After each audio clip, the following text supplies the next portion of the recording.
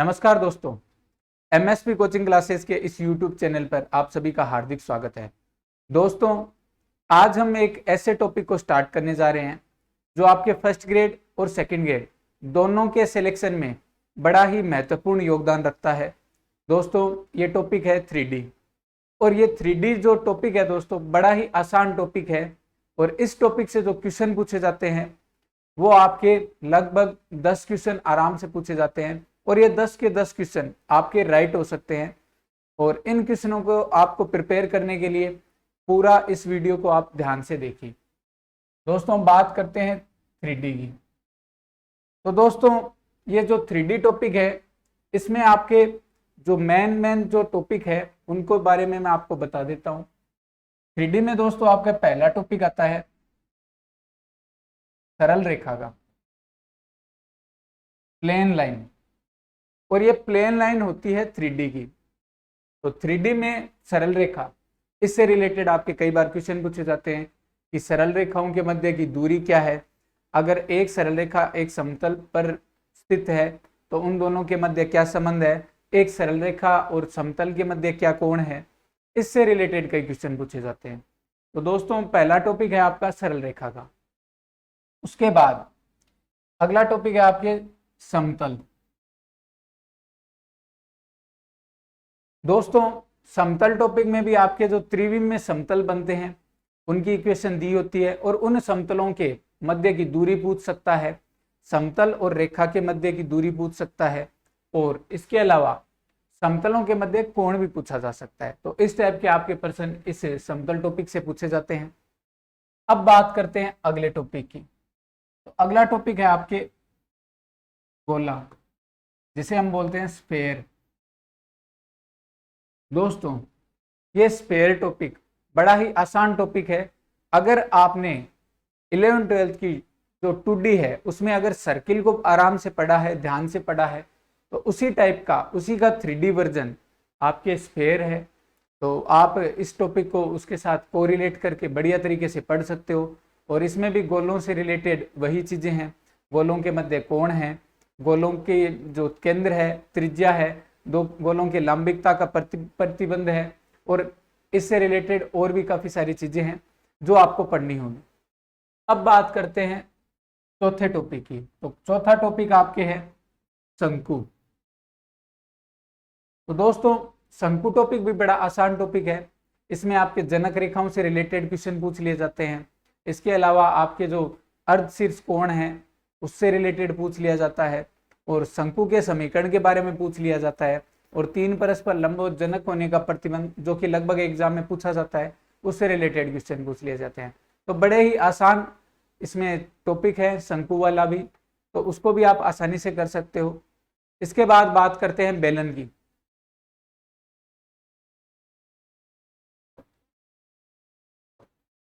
पांचवा टॉपिक है आपका बेलन। अब बेलन में भी आपके अलग अलग बेलन आते हैं।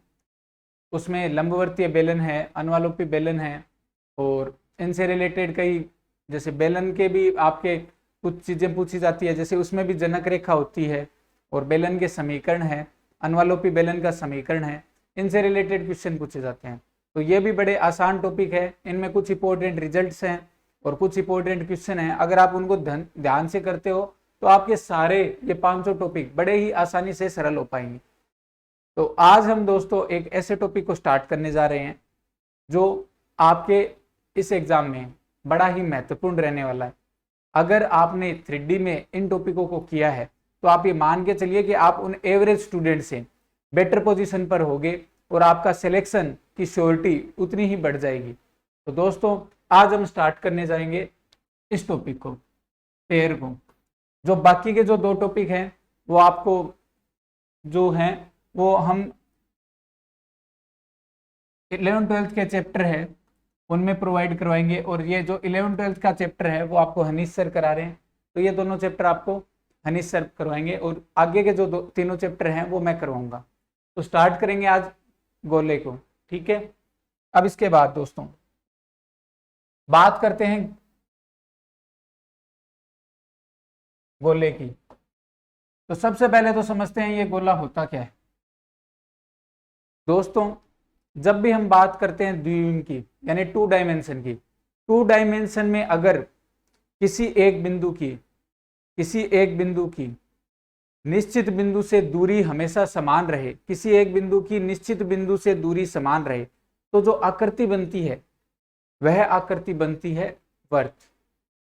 और यही बात अगर हम त्रिविम में कहें कि समष्टि में या त्रिविम में एक चर बिंदु, त्रिविम यानी कि समष्टि में अगर एक चर बिंदु P का बिंदुपथ का अर्थ है वो स्पेस में घूम रहा है, और उसका बिंदुपथ अगर उस बिंदु की जो एक निश्चित बिंदु है उससे दूरी अगर अचर रहती है, समष्टि में एक ऐसे चर बिंदु P का बिंदुपथ जिसकी एक निश्चित बिंदु से दूरी समान रहती है, तो वह बिंदुपथ क्या कहलाएगा? वह बिंदुपथ आपका गोला कहलाएगा। तो एक बार दोबारा मैं इसकी डेफिनेशन बता देता हूं कि किसी समष्टि में एक चर बिंदु P का बिंदुपथ जिसकी किसी निश्चित बिंदु से दूरी सदैव अचर रहे, तो वह बिंदुपथ क्या कहलाता है? गोला कहलाता है। अब इस गोले का जो समीकरण लिखा जाता है उसके बारे में चर्चा कर लेते हैं। तो ये मान लो बिंदु है O और ये है P, तो यहां हमने O ओरिजिन पॉइंट लिया है, इसका अर्थ है इसके निर्देशांक होंगे त्रिविम में 0 0 0, और ये बिंदु लिया है P जिसके निर्देशांक है x, y, z। अब इसकी डेफिनेशन क्या है कि इस P बिंदु की जो निश्चित बिंदु O है उससे दूरी हमेशा क्या रह रही है? अचर रह रही है, और ये अचर दूरी को हमने मान लिया r। तो अब देखो, अब हमें इसका समीकरण बनाना है। तो समीकरण बनाने का अर्थ है कि हमें यहां O की P से जो दूरी है उसको इस r अचर के बराबर लिखना है, यानी कि OP को किसके बराबर लिखना है? r के बराबर। अब r के बराबर लिख दिया। अब OP दूरी को कैसे निकालेंगे? दो बिंदुओं की जो दूरी का सूत्र है वो सूत्र लगाएंगे। अब दो बिंदुओं की जो दूरी का सूत्र होता है वो दो बिंदुओं की दूरी का सूत्र होता है अंडर रूट के अंदर x2 माइनस x1 यानी x माइनस 0 का स्क्वायर प्लस y माइनस 0 का स्क्वायर प्लस z माइनस 0 का square. x2 minus x1, y2 minus y1, z2 minus z1 का स्क्वायर का अंडर रूट बराबर r। अब यहाँ वर्गमूल का निशान है वो हमें समीकरण बनने में थोड़ा परेशानी कर रहा है, और इस परेशानी को दूर करने के लिए हम इस समीकरण का वर्ग कर देंगे। तो लिखेंगे समीकरण का वर्ग करने पर, समीकरण का वर्ग करने पर, अब वर्ग करेंगे तो ये वर्गमूल का निशान जो है वो हट जाएगा। तो ये वर्गमूल का निशान हटेगा तो आपके क्या बनेगा? x माइनस 0 का स्क्वायर प्लस y माइनस 0 का स्क्वायर प्लस z माइनस 0 का स्क्वायर बराबर r स्क्वायर। यहाँ r का क्या लग गया? स्क्वायर लग गया। अब x में से 0 गया तो x बचा, तो ये x स्क्वायर प्लस y में से 0 गया तो y स्क्वायर प्लस z में से 0 गया तो z स्क्वायर बराबर r स्क्वायर। ये आपके इस गोले का समीकरण बना। और ये समीकरण कब बना? जब इसका केंद्र, ओरिजिन, केंद्र क्या है? मूल बिंदु है, और चर बिंदु हमने क्या लिया है? P लिया है, और निश्चित जो दूरी थी वो कितनी ली है? R। तो ये जो आपका समीकरण है ये कहलाएगा मूल बिंदु से, ये मूल बिंदु है, तो मूल बिंदु को केंद्र मानकर, मूल बिंदु को केंद्र मानकर बने गोले का समीकरण है। इसमें मूल बिंदु को केंद्र मानकर गोले का समीकरण बनाया है। अब ये तो हो गया मूल बिंदु को केंद्र मानकर गोले का समीकरण। अब एग्जाम में या फिर अपने जो क्वेश्चन है उसमें जरूरी नहीं है कि हमेशा मूल बिंदु ही दे, कोई अलग बिंदु भी दे सकता है। समष्टि में हमें जो केंद्र दिया है वो मूल बिंदु की बजाय कहीं केंद्र, कहीं समष्टि में कोई निश्चित बिंदु की ओर भी हो सकता है जो मूल बिंदु के अलावा हो। तो उसका समीकरण कैसे बनेगा उसका भी हम समीकरण बनाते हैं। जैसे ये गोला है और इसका ये केंद्र है ए और इसके निर्देशांक है a, b, c और ये चर बिंदु है P, इसके निर्देशांक है x, y, z और ये त्रिज्या r है। तो अब इसके केंद्र ABC वाले गोले का समीकरण कैसे बनेगा? वही लगाएंगे, दूरी को r के बराबर करेंगे, यानी AP बराबर r करेंगे और फिर इसमें मान रखेंगे अंडर रूट के अंदर x माइनस a का square plus y minus b का square plus z minus c का स्क्वायर बराबर r और फिर इसका वर्ग कर देंगे, वर्ग करेंगे तो बनेगा x माइनस a का square plus y minus b का square plus z minus c का स्क्वायर बराबर r स्क्वायर। और ये समीकरण आपका कब आएगा? जब आपके जो केंद्र है वो कौन होगा? ABC होगा। तो केंद्र ABC वाले गोले का समीकरण है। ये जो समीकरण आया है वो केंद्र ABC वाले गोले का समीकरण आया है। अब दोस्तों ये तो बात होगी केंद्र ABC मानकर जो गोले का समीकरण बना है उसकी। अब इस गोले के समीकरण का एक मानक रूप भी होता है और जो मानक रूप आपके परीक्षा की दृष्टि से बड़ा ही महत्वपूर्ण है। कैसे महत्वपूर्ण है इसको हम देख लेते हैं। तो देखो दोस्तों, अगर मैं इस समीकरण में आपके x का स्क्वायर भी आएगा, x वाला पद भी आएगा और अचर वाले भी आएंगे। तो x वाला पद, y वाला पद, z वाला पद और x स्क्वायर वाला पद, y स्क्वायर वाला पद, z स्क्वायर वाला पद और अचर पद, इतने ये 7 पद आएंगे दोस्तों। और इन 7 पदों में जो x के गुणांक है, x स्क्वायर के गुणांक है और y स्क्वायर के जो गुणांक है और z स्क्वायर के गुणांक है, उनके गुणांक हमेशा इकाई आएंगे। और अगर इकाई नहीं भी आते हैं तो उनके गुणा में जो भी दिया है उसका पूरी समीकरण में भाग देकर इकाई बनाना है। तो यहाँ हमें एक्स स्क्वायर और वाई स्क्वायर और जेड स्क्वायर इनके गुणांक मानक रूप में इकाई के रूप में मिलेंगे। अगर नहीं मिलते हैं तो इनके गुणांक इकाई के रूप में बनाने हैं। तो ये x square plus y square plus z square के रूप में आएगा, प्लस मानक रूप में एक्स का जो गुणांक आएगा वो आएगा 2ux प्लस y का जो गुणांक आएगा वो आएगा 2v और z का जो गुणांक आएगा वो आएगा 2w। तो ये समीकरण इस टाइप से आएगी, x square plus y square plus z square plus 2ux plus 2vy plus 2wz plus d बराबर 0। ये इस समीकरण का मानक रूप है। ये आपके एग्जाम की दृष्टि से बड़ा ही महत्वपूर्ण है। ये मानक रूप आपको पता होना चाहिए। ये गोले के समीकरण का मानक रूप है और इसी से आपके एग्जाम में ज्यादातर सवाल इसी से सोल्व होंगे। अब ये तो इस समीकरण की बात हो गई। अब इस जो समीकरण है इससे अगर हमें केंद्र के निर्देशांक पूछे या फिर त्रिज्या पूछे तो उसको कैसे निकालेंगे? तो अगर आप यहाँ गौर से देखो तो यहाँ जो केंद्र बन रहे थे उनके निर्देशांक आ रहे थे x माइनस a का square plus y minus b का square plus z minus c का स्क्वायर, यानी कि यहाँ x के जो कोष्टक में जो स्क्वायर में जो दूसरा पद आ रहा है जो ऋणात्मक आ रहा है और वो दूसरा पद ऋणात्मक का अगर हम ऋणात्मक करें तो a आएगा, ऐसे इस ऋणात्मक का ऋणात्मक करें तो b आएगा, इसका करें तो c आएगा। और वही इसके क्या हो रहे थे? केंद्र के निर्देशांक हो रहे थे। तो उसी रूप में इसको बनाना होगा। ये जो ऊपर रूप दिया है इसी रूप का अगर हम इसको बनाएंगे तो हमें इसके केंद्र के और त्रिज्या के निर्देशांक मिल जाएंगे। तो हम इसको ऊपर वाले रूप जैसा बना रहे हैं। कैसे बनाएंगे ये देखो, एक्स स्क्वायर वाले को रखा, अब इसके साथ x वाला पद भेजा तो ये बनेगा 2ux प्लस वाई स्क्वायर वाला है तो ये वाई स्क्वायर वाला, y square plus y square वाले के साथ वाई वाला प्लस जेड स्क्वायर है तो जेड स्क्वायर के साथ ये जेड वाला और ये अचर। अब यहाँ देखो, यहाँ हमें होल स्क्वायर बनाना है जैसे इसमें ऊपर वाले में बन रहा है। तो होल स्क्वायर बनाने के लिए x square plus 2ux plus u square आ रहा है। अब इसमें हमें यू स्क्वायर जोड़ना होगा और यू स्क्वायर ही घटाना होगा।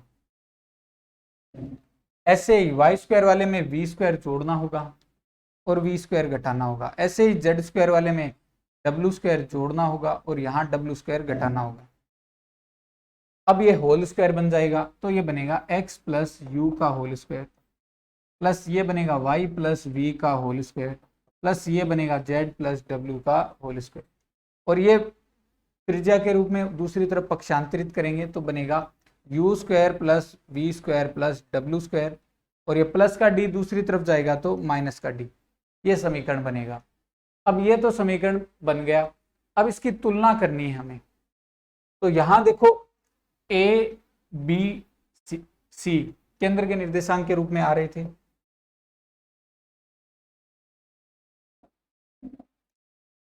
ए बी और सी केंद्र के निर्देशांक के रूप में। अब यहां हम इस प्लस को ऐसा भी लिख सकते हैं माइनस कोमा माइनस यू, इसको भी लिख सकते हैं माइनस कोमा माइनस वी, इसको भी लिख सकते हैं माइनस कोमा माइनस डब्ल्यू। तो यहाँ ए की जगह आ रहा है माइनस यू, बी की जगह आ रहा है माइनस वी और सी की जगह आ रहा है माइनस डब्ल्यू। तो इसके केंद्र के निर्देशांक बनेंगे minus u comma minus v comma minus डब्ल्यू। ये तो आगे केंद्र के निर्देशांक। अब बराबर में आपके यहाँ आर स्क्वायर था, यानी आर का वर्ग था। अब आर का वर्ग था और यहाँ क्या आ रहा है, यहाँ आ रहा है u square plus v square plus डब्ल्यू स्क्वायर माइनस डी, ये आ रहा है। तो इसका हमें वर्ग के रूप में मान आर स्क्वायर का मान कितना मिल रहा है, u square plus v square plus डब्ल्यू स्क्वायर माइनस डी। तो इसका वर्गमूल लेंगे तो आर का मान आ जाएगा अंडर रूट के अंदर u square plus v square plus डब्ल्यू स्क्वायर माइनस डी। तो ये आपके मान आ गया। अब आपसे एग्जाम में एक क्वेश्चन पूछा जा सकता है दोस्तों इस समीकरण से रिलेटेड, जो एग्जाम में आपसे पूछा जा सकता है वह क्वेश्चन है दोस्तों कि एक गोले के समीकरण को प्राप्त करने के लिए कितने प्रतिबंधों की आवश्यकता होती है। तो बताना इसका आंसर कि एक गोले का हमें समीकरण प्राप्त करना है तो हमें कितने प्रतिबंध चाहिए जिनके द्वारा हम उस गोले के समीकरण को बना सकें।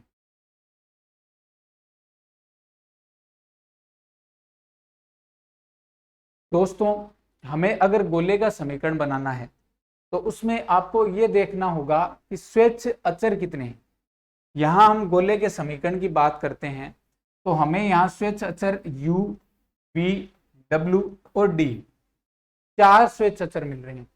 4 स्वेच्छ अचर मिलने का अर्थ है कि इसके गोले का समीकरण बनाने के लिए हमें 4 ही प्रतिबंध चाहिए और इन 4 प्रतिबंधों के कारण ही हम उस गोले के समीकरण को बना सकते हैं।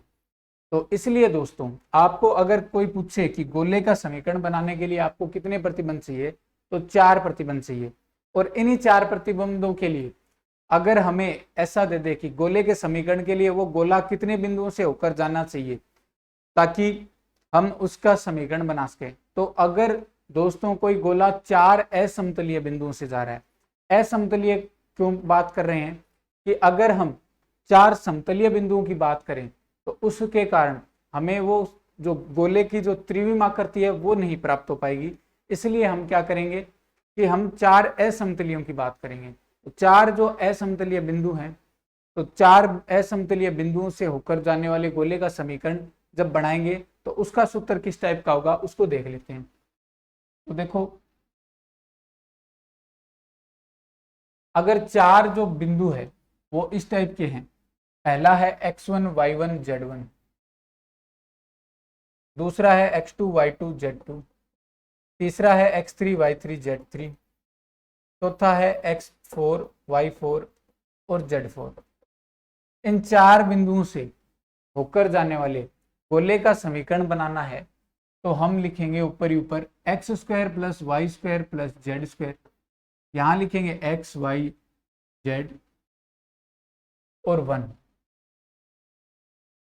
नीचे लिखेंगे x1 square plus y1 square plus z1 square, नीचे लिखेंगे x1 y1 z1 1, उसके नीचे लिखेंगे x2 square plus y2 square plus z2 square, फिर लिखेंगे x2 y2 z2 1, फिर लिखेंगे x3 square plus y3 square plus z3 square, x3 y3 z3 Z3 और 1, और फिर लिखेंगे x4 square plus y3 square, sorry y4 square plus Z4 square, और x4 y4 Z4 1, और इसको जो सारणिक के मान है उसको शून्य के बराबर कर देंगे। तो इस टाइप से अपने को इसमें समीकरण प्राप्त हो जाएगा। अब दोस्तों जो आगे की क्लास में हम इससे आगे डिस्कस करेंगे।